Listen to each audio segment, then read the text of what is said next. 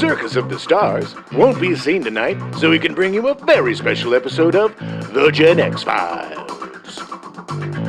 Welcome to The Gen X Files. I'm Jim. I'm Adam. And today's show is all about 80s metal.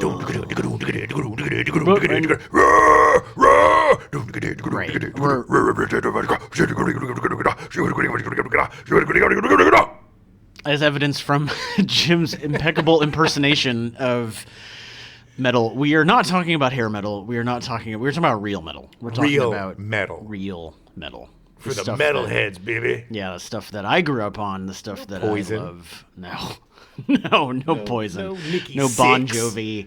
No later Van Halen. No, Yeah. No. Hibbity-bobbity-bibbity-boo. Yeah. Actually, we can thank Eddie Van Halen for the massive amount of hair metal because he was so good that everybody wanted to be him. And Eddie Van Halen, rest in peace. He was a brilliant was guitarist. one of the greatest guitarists ever in the world. I mean, Brilliant. there's absolutely no dispute. That's not in question. Yeah.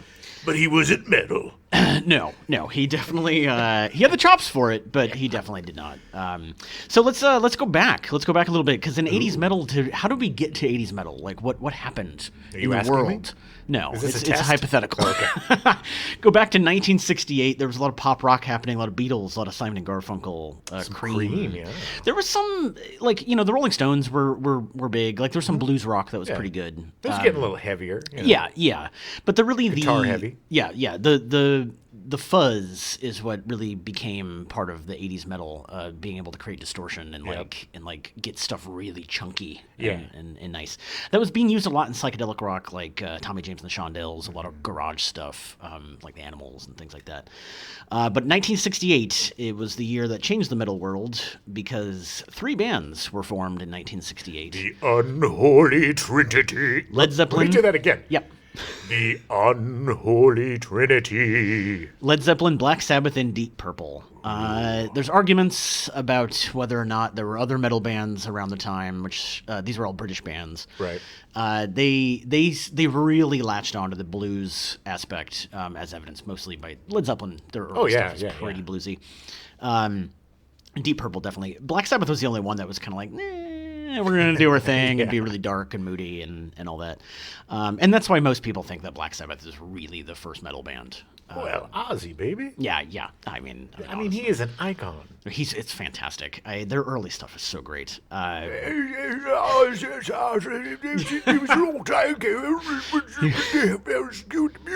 didn't know Ozzy was here. He's That's just crazy. passing by. He came to pick up a cup of sugar. There you go, Ozzy. It was because of Black Sabbath around this time that they started playing with satanic and pagan imagery. Trying to make their way in their own little distinct world. Stirring the pot. Yeah, I mean, it was all a show. There was a band called Coven that came out in the early, like 69, 70, that was the first to really embrace that. Mm-hmm. Very much was like, okay, hey, we love Satan and you should too, and here's our music. Satan really had a nice run in the late 60s to the about 80. About 80, The 70s. Yeah. I mean, it was funny because obviously it was bad and it was Satan's everybody popularity like, oh my God, but it was at its height. Coven was the first, but they were overshadowed by a much heavier and darker sound of Black Sabbath. And to be honest, Black Sabbath was just a better band. Of course, yeah. At the end of the day. Which one's still around? That's true. That is true. I don't think Black Sabbath's still touring, is it? No. Ozzy does once in a while, but not, yeah. And the guitarist, they do every once in a while, but they argue about it. There were some American bands that were considered to be heavy metal at the time too, like Iron Butterfly and Steppenwolf and Blue Cheer. Although Steppenwolf technically is Canadian. Yeah. Well, and also it's like I don't know. I mean, I guess I agree. I mean, Iron Butterfly definitely. Inagata DeVito is amazing. It is the longest song ever. Literally organ 27 minutes and 3 seconds. It's crazy. They're actually saying in the Garden of Eden. Yeah. Not Inagata DeVito. Right, but that's the actual title of the song. Inagata DeVito. Yeah, I know. Yeah, I know. So metal was burgeoning. It was a lot of blues rock. It was a lot of fun stuff. Around 1974, another band came on, another metal band that kind of changed everything. Judas Priest came on the scene. Yeah. What a great name, too. Oh, yeah. You want to talk about causing a reaction? It's like, okay, but they were the first band that kind of shied away from the blues aspect, and they just went straight into the heavy rock stuff. And it was they had more of the engine, like the guitar engine. Yeah, but they were phenomenal. They had and of course, the really hardcore Black Sabbath guys loved Judas Priest. Oh yeah, because it was back to those 5 years ago, the roots of like Black Sabbath, and heavier, so much heavier. Around the same time, punk rock was influencing the growing metal scene. Which eventually will lead to a lot of weird hybrid subgenres and various things that we will get to eventually. Good Lord. But by the early 1980s, by 1980, the late 70s, early 1980, the first metal bands were kind of losing popularity. A lot of it was their own fault because they drank and did drugs Didn't have the discipline. Could not get along. And Black Sabbath being one of them. Unfortunately, they just drank themselves into oblivion. And substance abuse and bands, they kind of go hand in hand. Yeah, but it's like it was a little much. Party, if you can't handle your partying, the band's going to go away. Yeah, it's not. It's They thought it was. I'm sure for them it was like, hey, we're doing this thing and it's great, and it's the lifestyle. You got to live up to the lifestyle too. But it was a lot of power and a lot of money. Thrust onto these poor British dudes who didn't have it, and and they just went crazy. I mean, understand. Honestly, if that happened to me, I'd probably be dead. If I was a young man, I did not have the capacity for that. I've come close enough without money. I don't know how having more money would make that. But around this time, also Southern California, thanks to Eddie Van Halen, we launched a kind of a metal scene in Southern California metal scene, centered around the Sunset Strip here in Los Angeles. The Rainbow Room, that was the big metal bar. Yeah, that was. Oh yeah. You ever been? Oh yeah, a couple awesome. times. It's so good. I mean, it's like the best thing about. I mean, I haven't been in a few years, granted, but the best thing that I used to love about going there was just seeing these like 65-year-old metalheads, with their bleach blonde hair. Oh yeah, they were still wearing the acid tight leather pants. Oh yeah, and it's just like, come on, dude, you know. The guy turns around and it's like, yeesh, it's the crypt keeper it's scary. in a wig.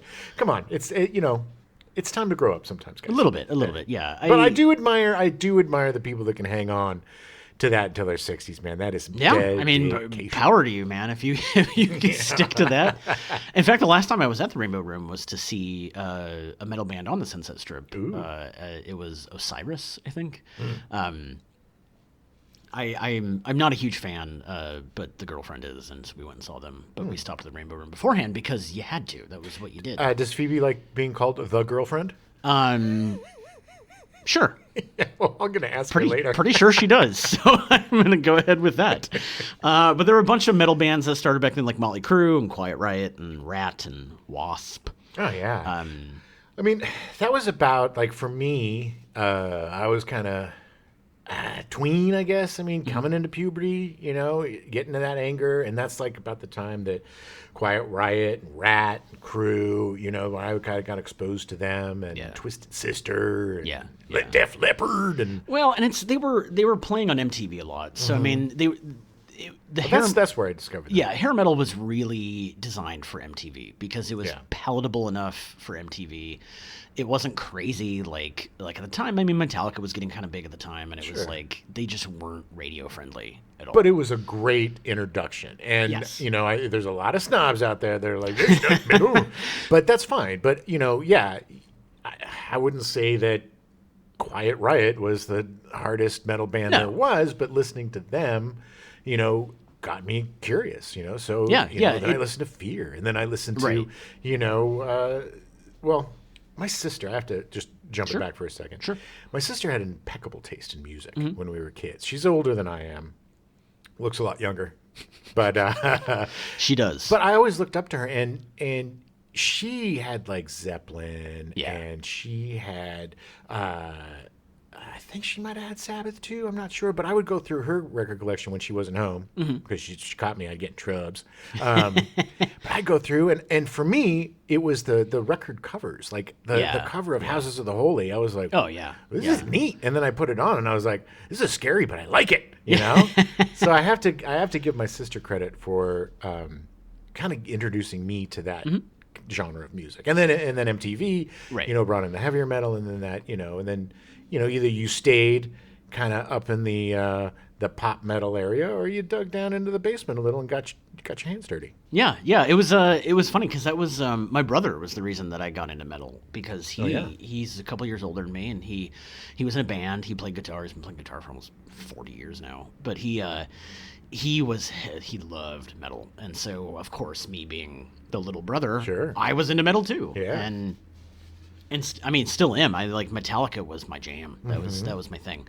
I love that documentary about Metallica. Oh yeah. And it's basically just group therapy.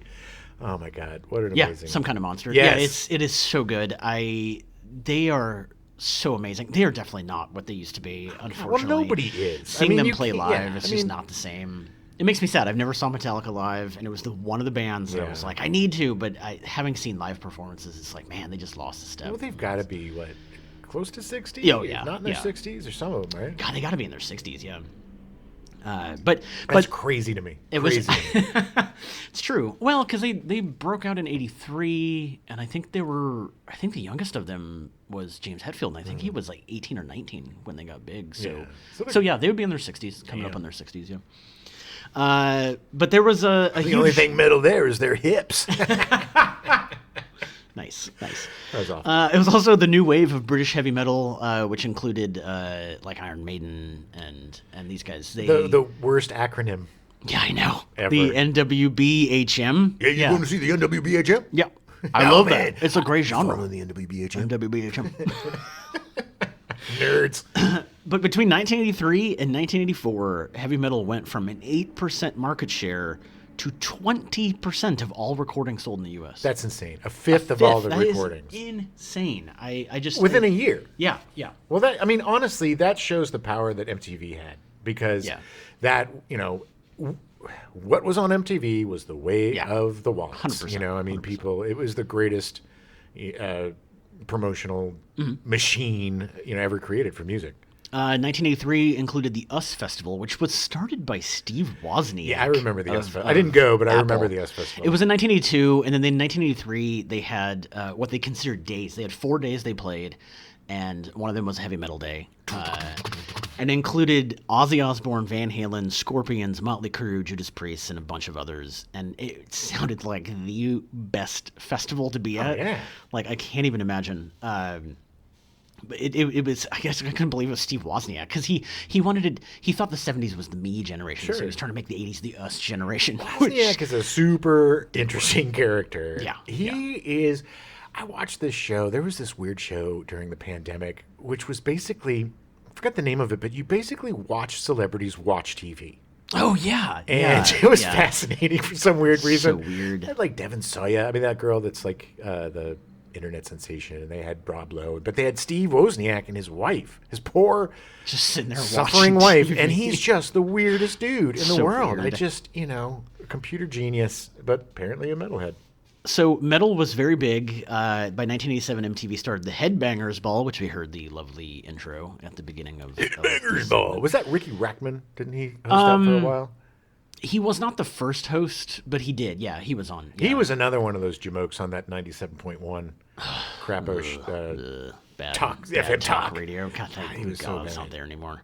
By that point, he was so unlikable on that show. I think he ended up getting fired, and I think he's like cried on the air because they were so mean to him or something. That wouldn't surprise me. He was not. Something about him was always just off to me. Ricky, if you're listening, man, sorry. Not trying to hate, just By 1987, the metal scene was heavily factualized because there were certain people, like our upcoming guest, who just hates hair metal. Well, it's not. Yeah, I mean, look, it's like any musical genre. There's purists, There's people. It's like when you're an indie band lover. If your indie band gets any sort of success, and it's like, screw them, they're sellouts. It's like everybody's. There's nothing, I think, at least back then, but maybe now too. But I don't think there's anything more precious to young kids than their musical tastes. Yeah. Oh no, that 100%. helps define who you are. You identify, and it helps identify you as a person. Yeah, the way you dress, the way your hair. I mean, it's 100%. Like it's part.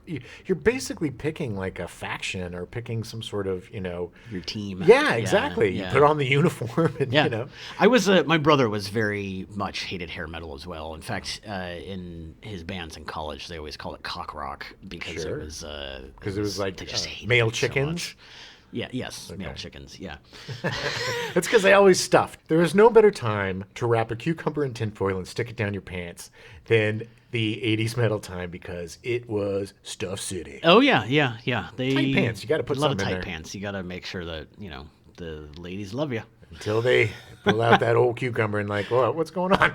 The only band that had MTV success and yet was still accepted by the kind of underground guys was Guns N' Roses, like because they had such a strong, like everyone just thought they were very dangerous.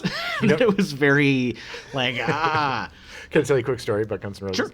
I used to I was a head bartender at Mondrian for a while. And back when I was there, I was kind of transitioning from this, very Hollywood-centric hotel to being, kind of thrown into the Hyatt thing. But when I was there, the bar was just Celebrity Central. And Slash used to come in all the time. And Slash had this guy with him whose only job was to sign the bill at the end of the night. Oh, jeez. Because he'd be so drunk. And he was one of the guys that would come in and be super cool, super nice. And then by the time he left, he was a monster, an absolute monster. Too bad. Yeah. That's too bad. I mean, it's the booze. He was a great guitarist, but it was still fun having him. And they always wore his top hat. I mean, you could never. Right. It was right. like, I'm Slash. It was around this time that Jane's Addiction started, which was called alternative metal. Yeah, their early stuff was it borrowed heavily from heavy metal, but it was definitely not heavy metal. I dig Jane's Addiction. Jane's Addiction is great, but this is what eventually led to like grunge and alternative rock was that kind of transition from heavy metal. Yeah, it's the grandfather of all this stuff. It's like everybody. It was metal seemed to be like the misfits rock. Yeah. It's like it gets a bad rap with like the Columbine kids and all this. But it's not. It's just that people who are kind of misfitty, people don't fit in everywhere. They have a group where they could be. Let's go see. We're gonna bang our heads and we're gonna listen to Black Sabbath. And we're gonna sit in my basement and talk about how all the popular kids are jerks. Yeah. Whatever it is, it gives you a sense of community. And I think, same with grunge. It's like there's pockets of musical genres that are for the misfits. And it just seems like every few years we get something new. It's great. The metal community is really fascinating because they self-regulate. Like when you're at a show and there's mosh pits and everybody's freaking out and stuff, but like they take care of each other. Yeah. They make sure that nobody gets hurt because we're all just there to have a good time. Exactly. To that point, the last metal show that I saw was the Knotfest, Slipknot, which I grew up with Slipknot, surprisingly enough, in Des Moines. You guys live in the same house? Yeah, we all lived together, all 10 of us. Wow. Yeah. That must have been really exciting. It was really cool because the first bands were really good and like it was fun and it was a great show. But then when Slipknot came out, like everybody just rushed. We were down the pit. Phoebe and I were down the pit, and everyone just rushed the front. And the lead guy from Slipknot, they got through about halfway through the first song, and then they made the band stop playing. And he was like, "If you guys don't get the fuck back, we're gonna stop the show." Yikes. Because people were getting crushed in the front. Yeah. And it was like, okay, like everybody get the hell back and like just calm down. It's like just a band. Everybody can have a good time. Nobody needs to die for this. But it was impressive. It was nice because I don't go to a lot of metal shows anymore. Yeah. Phoebe's still heavy into the metal stuff. But it was fun. It was good to see, and it was nice to know that everyone there was taking care of each other. Sure. So after Jane's Addiction came out and then Nirvana and all that, obviously MTV not to say stay away. They phased away from heavy metal. From Headbangers Ball. Yeah, and that kind it was also that kind of metal was fading in popularity. It was still there. I mean, I've told this story before with my brother and how when Metallica released their Black album in 1991 and he heard Enter Sandman for the first time, he literally just got up and walked out of the room and stopped listening to Metallica because he hated that album so much.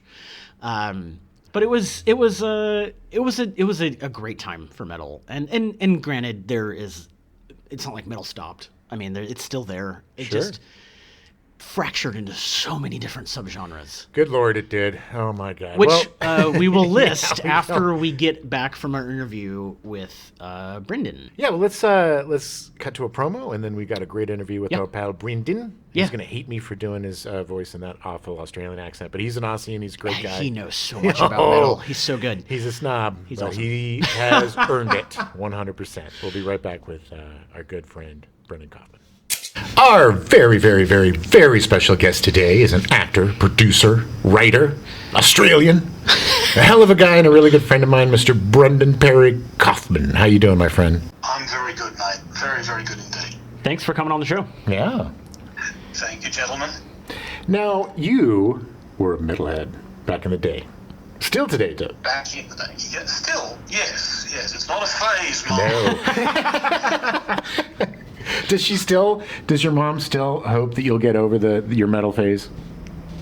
Well, no. To her great credit, my enduring delight, she actually doesn't mind some of it. I mean, she will still put the earbuds in and go for a vigorous walk, or as much as she can manage it. That's 79. And old school AC/DC. Nice. Things on the playlist. She doesn't like the stuff with Brian Johnson. She said, I just don't like the new bloke. I mean, the new bloke's been with him for 40 years, but your mom's not wrong. No, she's Bon Scott all the way. Yeah, well, I am too. I'm with your mom on that one. So take us back. Yes, of course she's right. She's your mom. All right, my friend, take us back. When were you first exposed to metal? Well, I guess the first album I ever bought with my own money, I was 11 years old, and I picked up a copy of Richie Blackmore's Rainbow Rising. That was about 76, 77. Oh, wow. And I bought it entirely because I loved the cover. Yeah. I was vaguely aware of, pop music, and like my mum was actually a radio announcer on Forces Radio for the Australian Air Force in Malaysia. So she played a lot of music. So I'd already heard and liked things like The Sweet and Mark Bolan and T-Rex, Queen and Bowie and all of this. So I already. Wait, hold on. Let me just stop for one second. Is that what your mom was playing? Was your mom playing T-Rex? Wow, your mom is awesome. Yeah, I know. She's pretty damn cool. Can we just interview your mom instead? She would also play, easy listening molasses like, Percy Faith and that kind of... Jim Croce bread. Herb Albert and the Tijuana Brass. Hey, nothing wrong with her, baby. Herb Albert. Well, it's funny, is my dad was, when he did a tour in Vietnam, the Australian Air Force was there, and he was attached to the US Marine Corps. Oh, wow. And thank God for that, because all of those young US Marines completely fixed his musical taste. He came back in the late 60s with a collection of records, and he was listening to stuff that even now I think is pretty damn cool, like like Pet Sounds from the Beach Boys, and the more weird ass psychedelia from the Beatles. But he also got into things like the jazz organist Jimmy Smith. Oh yeah. And brother Jack McDuff, which for a middle-aged white guy in the late 60s is pretty freaking cool. Yeah, it's pretty eclectic. It's like,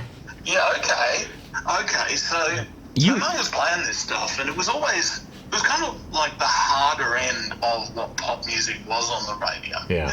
And I remember I got some money for my birthday, and I wanted to buy a record. So Mum had already bought me, I'd already got cassettes of, The Sweet, Susie Quattro, and that kind of thing. So I spotted this album, Richie Blackmore's Rainbow Rising, and if anyone knows the record cover, it's this huge fist punching out of a raging ocean, grasping, Poseidon's fist grasping the rainbow, and there's a storm, and there's lightning, and there's a castle, and there's a fucking wizard, and all of this, and then, like, the second side of the album is basically a concept, two-part concept track about a wizard building a tower to climb to the sky in the desert, and it's Ronnie James Dio. It's like singing it. So you can imagine how overblown and stupid the thing's going to be. I loved it. Yeah. I loved it. I fell in love with it from first hearing, and it's an interesting album because unlike a lot of the heavy rock albums of the time, it doesn't open with a screaming guitar solo or anything like that. It opens with this really slow mini-moog synthesizer solo. It's just the mini-moog and a lot of echo, and it's incredibly atmospheric. Ooh. And it just sets the tone straight away. So I fell in love with metal at that point because I think it's arguably one of the first and best metal albums that ever came out that was identified as such. And I fell in love with stupid synthesizers as well, which stood me in good stead when new wave was really a thing, because I was always going for things like Depeche Mode and Ultravox and so on. I was listening to that at the same time as I was listening to a lot of this heavier stuff. Yeah, it's like two ends of the spectrum. Yeah. Yeah, and that's the thing though. Growing up in Canberra, Australia, Canberra's the national capital. At the time, it was a city of about 250,000 people. A little bit isolated. Nobody ever came and played there. And Australia's a long way away for touring bands anyway. Yeah. So if you were into music, you listened to everything pretty much. It really was a meeting of the tribes. And at the time, I was listening to punk as much as the real punk, not that dog shit like Green Day and the like that you guys like Butthole Surfers and early Green Day was fine. Really, I was listening to the real thing that like Radio Birdman, the Saints, and the Birthday Party. These are bands that influenced Butthole Surfers and the Dead Kennedys, the Cramps and Fear and. Henry Rollins is a huge fan of Birdman and the Saints, and they really influenced a lot of what Black Flag was doing. Yeah. Right at the outset.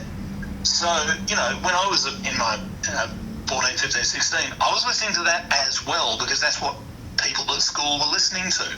But I was the only idiot whose hair was getting inexorably longer, listening to this terrible, noisy racket, which was at the time the best stuff was predominantly coming from the UK and Europe. Yeah.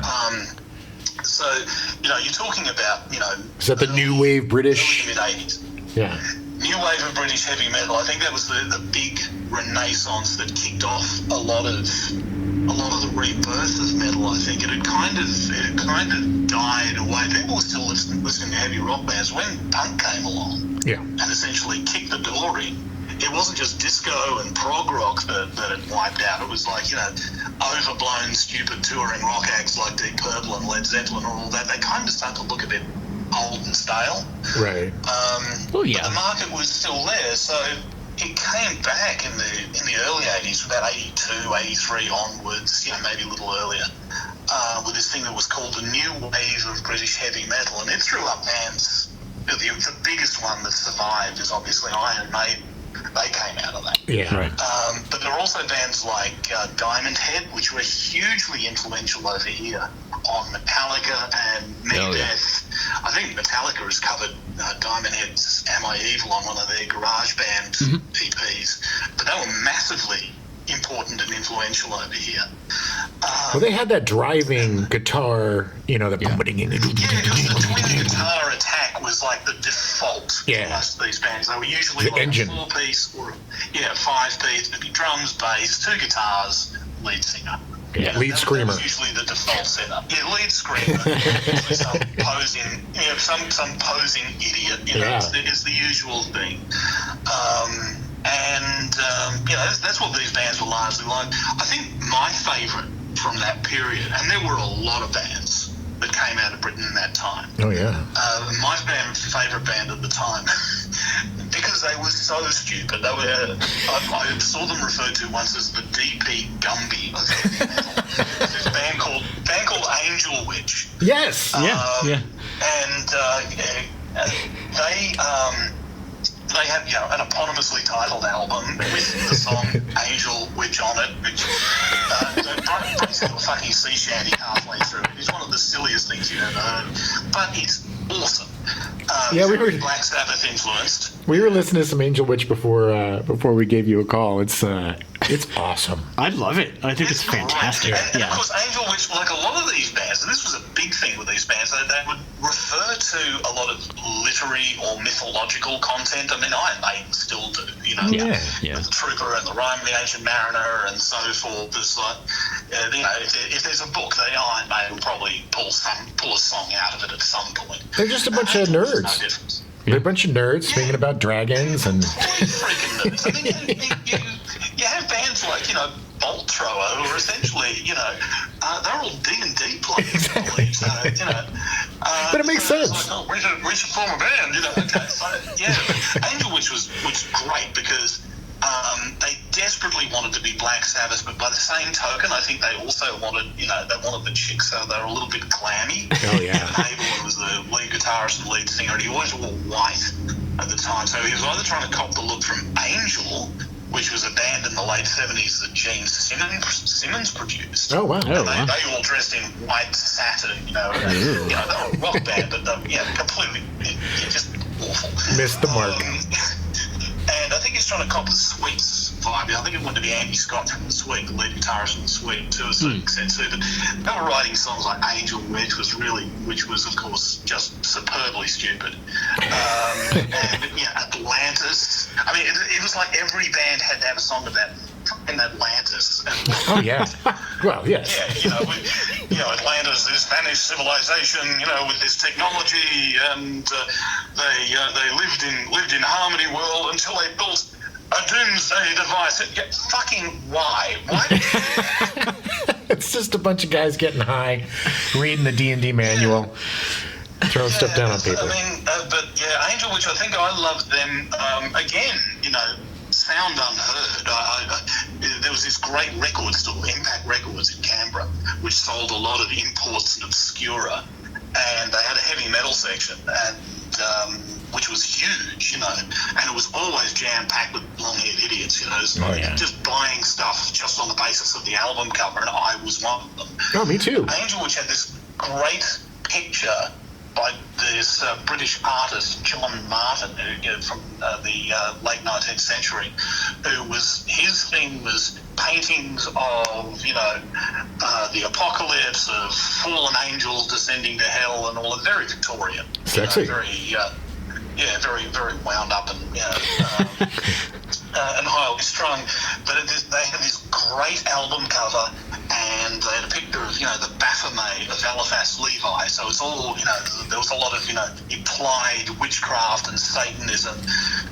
And then you flip over the back cover, and it's just these three spotty English guys from some of the decaying mill town, you know, average age of about 17 or 18. You just look at them and you think, oh, you are not frightening. Yeah, well, that's what was... You are not scary people. Yeah, well, that was what was so funny. You know, there was such a backlash, you know, from religious groups, parents, everybody freaking out about metal and the devil. And I mean, this was kind of around the time, too, of the Satanic Panic. And you're right, they were just these nerds. They didn't, Listen to this stuff, like scaring, you like trying to scare ants away from the picnic by pouring sugar on the ground. Oh, yeah. I mean... when black metal bands started to appear, and, you know, the first, the best, and the most idiotic, you know, will always be, for me, Venom. Yes. Oh, yeah. Three-piece from Newcastle. Venom was so cheerfully rubbish. They admitted how bad they were. They did sound like Black Sabbath going through a cement mixer. They were just great. They were just great. I think their third album was like this double album concept album, At War with Satan. I wonder what that's about. I love concept albums. I love concept albums, man. As do I. And, you know, this is the thing. Metal led me backwards, and I started getting into prog rock as a result.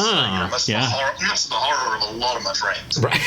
I bet. It's like, buddy, I've got as many Sex Pistols albums as I do, you know, King Crimson albums. So go fuck yourself. Yeah, well, you're treading two worlds, baby. It's going to be dangerous. Yeah, exactly. As a musician, did you ever have a metal band? I did. What was the name? I had several in Canberra. You know, we did a world tour of Wagga Wagga, believe it or not.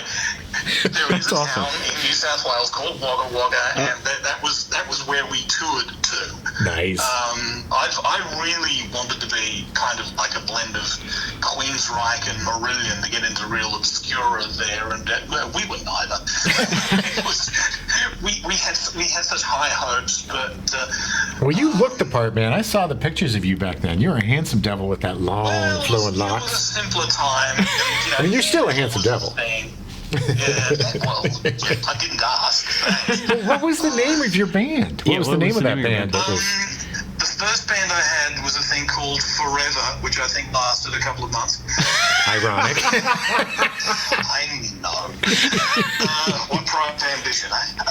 The second band was called Matrix. Ooh. And we won a Battle of the Bands competition. We pig-headedly insisted on writing our own material too. Nice. But there was the inevitable musical differences. I think the guitarists and the drummer wanted to be more like Van Halen, and I can't stand, that West Coast hair metal. Oh yeah.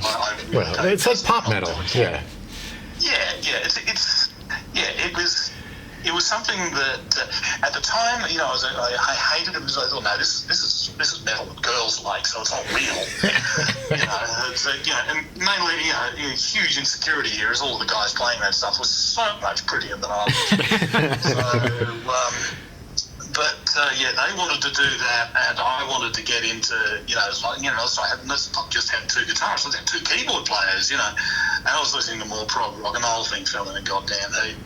Although there is an amusing sidebar to this. There was actually a construction company in Canberra called Matrix, and I swear to God it's true. They actually threatened to sue us for using the name, and it's like, we're a band. We just pulled the name out of a dictionary, and it was like, cease and desist and all this sort of shit. And I don't think I helped matters by drafting, a letter in pseudo legalese back to them. I tell you what, if you don't play any music, we won't build any buildings. Nice. So go fuck yourselves. That's good publicity. As far as it went, I think. So yeah, a couple of bands, and when I moved to Melbourne, there was another act that was, it was kind of more indie. Although I still insisted on, it's got to be the big noise. Oh yeah. There was a thing called Nightfall, but that played a few gigs as well. So a couple of bands under my belt, but kind of my interest shifted to other creative outlets. Music is still hugely important to me. Yeah. I sort of like slid sideways into acting and writing. But metal's still important. I still listen. You still? I mean, didn't you just buy a Moog synthesizer in the last couple of years? I did. Yeah, I'm still adding to an absurdly over-appointed keyboard rig. Do you ever set them all up? Because I'm a sad old man, and it's like, that's another one for the collection. Well, at least they're useful. A lot of sad old men just collect like Star Wars figures, or at least you can use your. It could be worse. Yes, it could. I could have invested in the toupee coupe at this point. For the money I spend on this kind of thing. Yeah, I could have some sort of open top red sports car, which really, that's when you know it's all over. A creepy collection of Cabbage Patch dolls from the 80s. I'm sure that guy exists. Absolutely. I am that guy. Well, for me, metal came around at just the right time, kind of like in the puberty. You're kind of hitting puberty. You're angry. You need that. I don't think if you look at our parents and the other generations, I mean, maybe they did have, but there was nothing just that was so energetic and just so it was like your hormones exploding. As a musical form, particularly when you go and see a band, it's cathartic. But it's cathartic, just when you're listening to it, at home or driving. Driving it's loud and it hits all of the right buttons. But listening to that kind of music when few others do, that's something that you can claim for yourself. Yeah. And when you do meet other people who like it, and I got to admit, people who listen to metal are just the nicest. They're the best. Yeah. Oh, yeah. You go to a big metal festival or something, and you wear some dumbass T-shirt, from some obscure band that released exactly one album on like Metal Blade in 1987, but you've got the shirt. People will stop and discuss.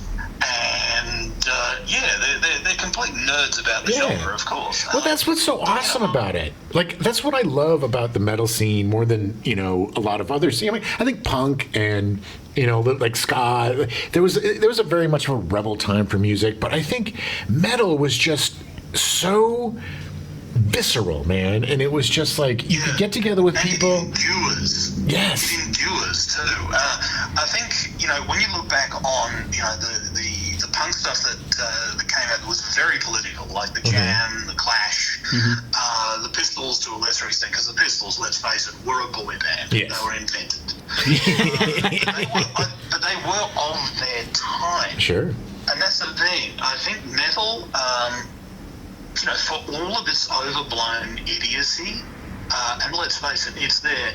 It does endure. I think it does have some permanence to it. You can go back through a band's back catalogue and discover something from 30 years ago, and it will sound absolutely fresh, and it's not anchored to a particular point in time. No. It'll stand on its own 2 feet if I'm not being, not over. No, totally. That was just listening to Angel Witch earlier. Like, I'd never heard Angel Witch before, but immediately I was like, "This is a band I'm going to listen to everything of." Like, sure. Immediately. Sure, and I mean the lyrics. I mean, you're singing about dragons. Would not recommend the second album. Okay. The difficult second album problem. And, that is good to know. But the first album is a lot of fun. Okay, that's good. That's awesome. And this is the thing. This is just what came out of the UK. Europe did and does have a thriving metal scene. Germany has a... And Germany does. Norway. The Scandinavian countries Yes. obviously do. And they're talking about, black metal and death metal and all of that came out of, Norway and Sweden. That's a whole other conversation. Oh, yeah. It's so bizarre. It's just weird, man. It's really bizarre. They're very strange. It's Nordic Rock. I remember seeing people starting to turn up to concerts in the late 80s wearing the corpse paint when it was really starting to take off. And yeah. even I was going, the fuck is this? All power to them. And I do still, I still listen to that stuff, like Dimmu Borgir and Bathory is still a bit of a favourite, because there is, one thing I really want to emphasise too, there is real artistry here. Of course, a lot of it is, a lot of it is bluesy. If you can play a good blues chord progression and you've got the good old Boss DS1 distortion pedal for your guitar, it's kind of there. Yeah. A lot of it. But there is real artistry. There is real musicianship needed to do it well.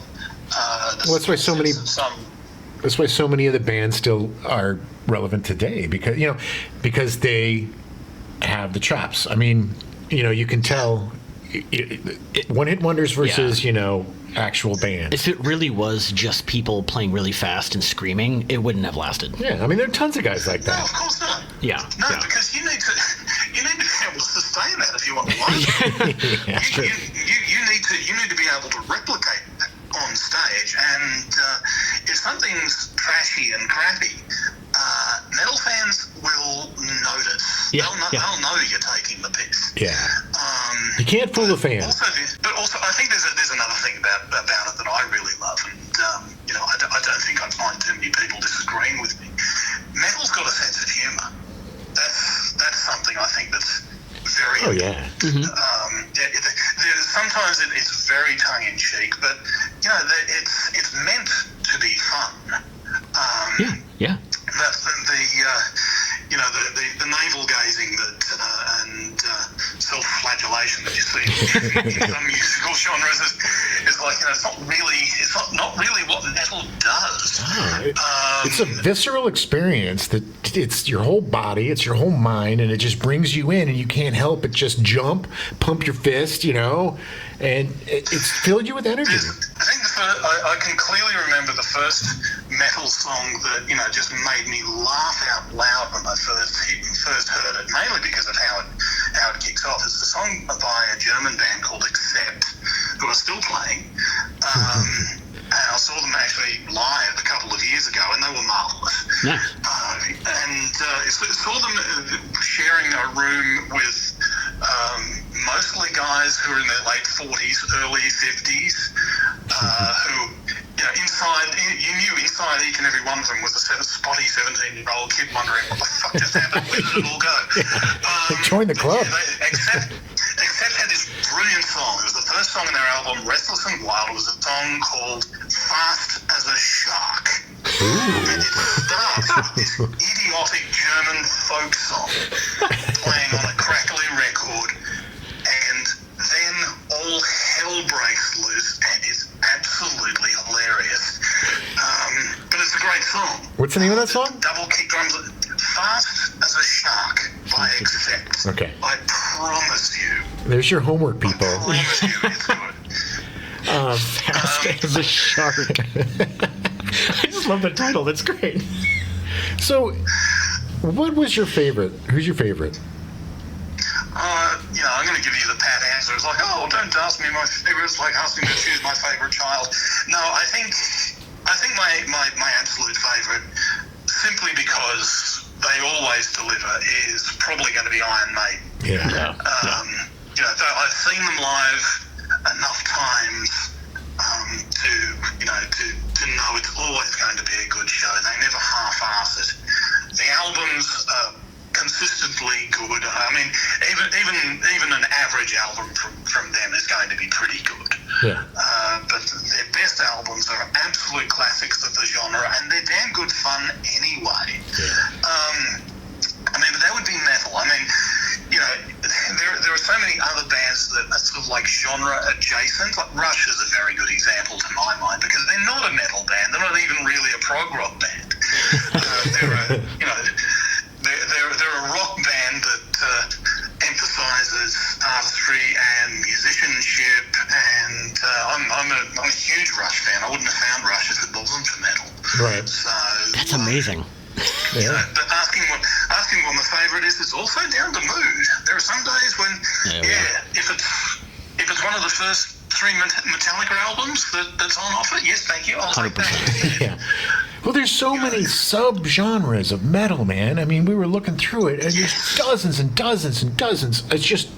It just goes to show you what a community it is that you've got like 50 different subgenres, you know, working your way through every country. You landed on a really important word too. It is a community. Yeah.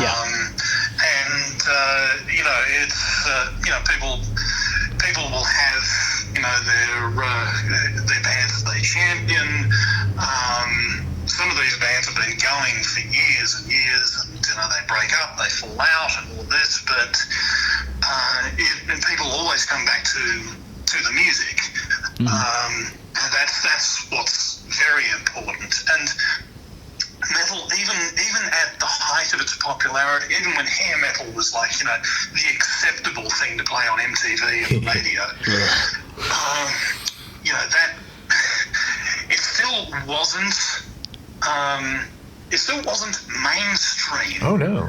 As we would define mainstream. I mean, yeah, sure, Guns N' Roses and Poison and all of that, they were really just hard rock bands, but that's, and, you know, even Bon Jovi to a certain extent. Yeah. But that was what was passable then. I don't think you have anything that occupies that space now. No.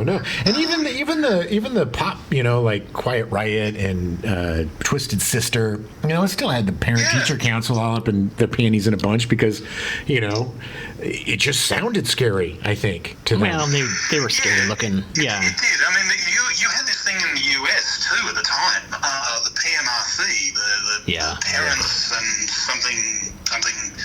It's like the Family Research Council. Yeah. The Buzzkills. That impacted a lot of early hip-hop as well. Oh, yeah. Those stupid stickers on albums like, oh, there's bad language on this, which had exactly the opposite effect. Exactly. You can thank Tipper Gore for that. You know. Yeah, exactly. It's like, oh, there's bad language and Satanism, and you know, there's a picture of tits on the cover. And it's like, if you're a 15-year-old kid, that's the first album, you're going to make a beeline. You want that, yeah. Nobody's buying the clean version. Except, your grandmother, when she's getting you the album for your birthday. She's like, I got you the clean version. I put that Brandon. down, and I bought Sports by Huey Lewis and the News because I'm a good boy. God. Having a genre that I could claim as my own and be very proprietorial about when I'm a teenager. It's like, it gives you something to hang on to when everything else isn't going as well as you'd like. Yeah. Well, it's like an extra friend, Particularly if your peers turn their nose up at it and you're one of those bloody mind teenagers that think, no, fuck you, I'm listening to it because I'm different. Right. Yeah. Which every teenager says. every last one. We're all different together. Yeah. Oh man, you have been such an amazing guest. Your knowledge is impeccable. We're definitely going to have you back. Brendan? I would love to do this again anytime. Oh, well, awesome. We'll have you. We're going to probably get you to be a co-host or something. But you're moving. You're moving back to Australia, so what can you do? Yeah. Yeah, but through the miracle of technology, these things can be done now. That's true. That is true. We're living in the future. It'll be our first international show when we get That'd you be back. awesome. That'd be awesome. There you go. Didn't you just do some voice work for a video game? Has that been released? I did. Yeah, I've played a couple of characters now for the new iteration of Warframe, the new release of Warframe. Oh, wow. Very cool. That's awesome. A wonderful, huge, expansive universe that I think it's about 200 million subscribers now around the world. I mean, it is massive. MMORPG. Yeah. Yeah, it's a terrific online game, which I'm sure a few of your listeners probably already play. Well, just my mom and Adam's dad listen, so I don't know. He loves Warframe. So my warbling tones turn up for a couple of characters. That's awesome. New release. Well, we will listen for you. That's been big, and there's going to be more of that coming. Thank you, man. Thank you so much for being with us, and we're going to have you back on real soon. Guys, thank you so much for the opportunity. Let's do this again. Yeah, you take care. Man, God, talk about a knowledgeable dude. He definitely knows his stuff. He does, and he's also a great musician. Oh, yeah? Really great actor, really great guy. Yeah, yeah. I met him. I didn't want to bring it up, but we met working for the absolute worst human being in all of Los Angeles. Oh. Oh, yeah. You're a good friend? Yeah. The he shall remain nameless. Yes. Oh, tiny little awful. I didn't realize that was how you guys met. Yeah. I didn't know that. Yeah, we're working at that hellhole. No. Dude. Metal. So, I mean, there's so much. We could talk about this for days and days Yeah. and days. We just barely scratched the surface. Yeah, very much a brief history, and there's so much more. I mean, if you really want to see, there's a great show that was on VH1 called Metal Evolution that dedicated an hour to each genre of, not to say each genre, the 12 major genres of metal. Well, Because there's also that documentary by there's so many. Penelope Spheris. Yeah, the decline of Western civilization, part 1, and then part 2 is the metal years, which is good. It was interesting because it was removed enough from the time that you were able to kind of look at a larger umbrella look at the show. Wow, okay, Yeah, sure. it's all terrible. Well, look, I mean, metal's been around now for 40, 50 years. Yeah, You know, it has roots, it has it's trees, definitely not- and it has branches, baby. And these got a whole branches forest. go everywhere. Oh my God! All right, I have never heard some genres of metal. This is Here fantastic. are some of the. You know what this is like? It's like Christianity, man. There's like 4,000 sects of the same thing, and they all hate each other. That's ironic because there actually is Christian metal, which I didn't even know existed. Okay, yeah. Here we go. And we have funk metal, new metal, rap metal, avant-garde metal, black metal, national socialist black metal, red and anarchist black metal, black and heavy metal, symphonic black metal, black and screamo, Viking metal, war metal, black gaze, post-black metal, Christian metal, derivatives of Christian metal, unblack metal, crust punk, derivatives of crust punk, blackened punk, crust, black and crust, death metal, derivatives of death metal. We got black and death metal, death and roll, melodic death metal, technical death metal, symphonic death metal. We got doom metal. We got death doom, drone metal, funeral doom, sludge metal, stoner metal, extreme metal, folk metal, Celtic metal, pirate metal, pagan metal, glam metal, gothic metal, grindstone, death grind, gore grind, porno grind, electro grind, grunge, industrial death metal, industrial black metal, kawaii metal, Latin metal, metalcore, melodic metalcore, deathcore, mathcore? Yeah. It focuses heavily on timing and signature. Okay. Mathcore. Electronicore, new metalcore, progressive metalcore, neoclassic metal, new dish hot, post metal, power metal, progressive metal, gent, space metal, progressive metalcore, speed metal, symphonic metal, traditional heavy metal, thrash metal, crossover metal. And my Groove personal, metal, Teutonic trash metal, thrash personal metal. favorite is thrash metal, Yeah, well, everybody's favorite is thrash metal. Although I want mathcore, baby. Mathcore's interesting. It's there's a subgenre of rock called math rock that it kind of is equivalent to. I know it sounds like it came off the Magic Schoolhouse School rock, Bus, yeah. But it's mathcore. It's interesting. Well, there's literally something for everyone. Yeah. Everyone. Yeah, I mean, and a lot of those are very similar. A lot of bands fall into like 5 different subgenre categories. One song can straddle different genres. It's just very weird. It's if you put it up on the wall, it's going to look like one of those crazy conspiracy theories. Yeah. It's going to be yarn going from this guy to that guy to this place to that place. You're going to lose your mind. Metallica was really the big reason that metal became as big mainstream as it was because that type of metal. Yeah, they were able to. Well, it's from thrash metal that people realized that they could be like, okay, hey, we can actually make a living at this and do this. I always found it really interesting that back in the day, I was big into Metallica in the 80s and never got any radio play. And now they have like Metallica Monday, where they play like 5 Metallica songs. Well, it's classic rock now. You're old. I know. Thank you. That's just how it goes, baby. I mean, it's so weird listening to stuff that we, when we were kids. Yeah. And now it's classic old rock. It's like listening to the doo-wop when we were kids. Who's what appearances to Jim Croce. It's like. Well, so yes, that is a very general overview of metal. And, oh man.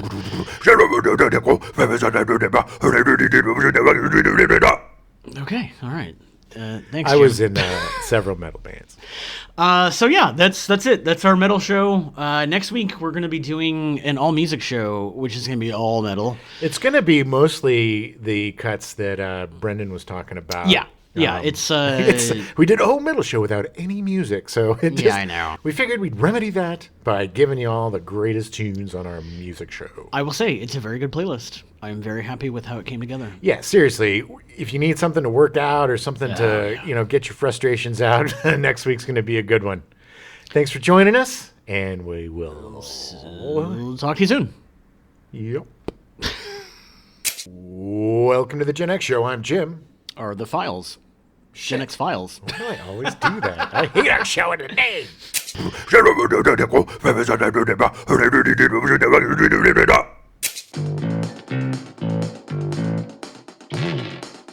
We now return you to your regularly scheduled programming.